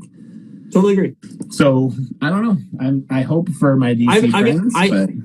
I totally understand where you're coming from and my overall completely agree with you. I agree that if they fuck up the next big movie in this franchise, whatever, I don't know what coming out next, maybe The Flash, I'm not sure. If they fuck that movie up, then they're screwed. Like, people are gonna jump off the sinking ship and say like, you fucked this franchise to the ground, you've ruined Superman, you've ruined this, you've ruined that, you've ruined that. I guess the Batman would be the next DCEU movie, but it's not DCEU. I don't know. Like I said, it's a very confusing method of why are we releasing things outside of it and some of it is in it and the casual fan doesn't know what is part of DCEU and what isn't. And a lot of people are going to go to the theater and be like, I thought Ben Affleck was Batman. What's going on here? Exactly. Like, that's going to be a problem for them if they keep going down this line. Maybe the long term, they won't be building a universe and maybe long term they will just say like, hey, we're going to do Batman movies and they're going to be Batman movies and we're going to do Superman movies and they're not going to intermingle and they're just going to be standalone things. Yeah, I agree. I think they would be better off doing that because it seems like they spend a lot of their time trying to build to a greater universe. And it's like, how about you just make one good movie first? Like, why don't we just start with one movie that it can actually stand on its own legs rather than like having to rely on this universe that's complete horseshit and like is terrible. Yeah, I mean, I want to give you the mission of sometime trying to watch Wonder Woman because I think I will watch Wonder Woman one day. I think it's a, you know, arguably the best movie in the DCEU. Yeah. The Suicide Squad was also very, very well done, and I think you'll get a kick out of it because of how funny I want to see it is. Suicide Squad. It's very well done. The rest of that universe they can basically throw away. Like I said, Aquaman's fine. Shazam was great. Yeah, they can keep those. I know they're making Aquaman 2 already, so clearly they're keeping, you know, all that. But yeah, like I said, it's make or break from them. They have to have learned their lesson over the last couple years, and the next few movies has to be top notch, high quality, really beloved for them to even get any momentum back for the next, you know, 4 or 5 movies. And if Yeah. they missed, then they missed. And that sucks. But the one thing we know about comics is they can be rebooted all the time. You know? Yeah. It's So true. 5 years from now, if we're on our 15th Batman, you know, Wouldn't is what it surprise is. me. Wouldn't surprise me either. So Hmm. anyway, Anyway, I think that's it. I think that is it. We're almost at 2 hours, so it's a long episode. Cray cray. Everybody who hasn't Yeah. gone to see Shang-Chi, go see it. It's so good. So good. So good. Yeah, I thank everybody for tuning in and giving us follows and watching and all that fun stuff. Follow Matt at Customs by Matthew. Follow me at Moose Milk Media. We're available on Spotify. We're available on Apple Podcasts. So you can follow us there and like us, you know, comments, all that fun stuff. Tell a friend, all that things that make us grow and make us bigger. The That's YouTube what link she is in the said. channel. Yes. Our art is done by Janie Milne Art. So if you dig our art, give her a follow on Instagram as well. We'd appreciate it. And yeah, just thanks everybody for tuning in and all the comments in the comments here. It's been great chatting with Hey, you all. guess what I might have next week, maybe, or probably not, but in the next few weeks. My 6 Sentinel. foot Godzilla character. My Sentinel. My Sentinel. Oh, really? They're Oh, starting to man, ship. I wanna My see friend, my local friend got a shipping notice. The Great, man. box, dude, the box that is like literally like this big. It's I can't wait to fucking see it. humongous. I can't wait to open it. It's so crazy. It's so So huge. you're obviously doing a stream for opening that. Like an unboxing stream, yeah. Yeah. Good. Yeah, 100%. Okay, good. I'll be checking that out for sure. So everybody 26 stay inches. fucking tuned. 26 inches. The Sentinel, not me. I wish you were only 26 inches high. Just like a little Matt running around. Oh, that'd be fun. Put you in my pocket. Or get one of those baby things that people hang over themselves and I just tuck you in that. A baby. Yeah. I'll ride on your back or I'll ride on your chest while you go to work. Put little goggles on. Beautiful. You're like my mini me. That's right. Tripod. All right. Thanks everybody for watching, and we will see you next Friday, same time, same place. Peace. Appreciate you all. See you, buddy. See ya.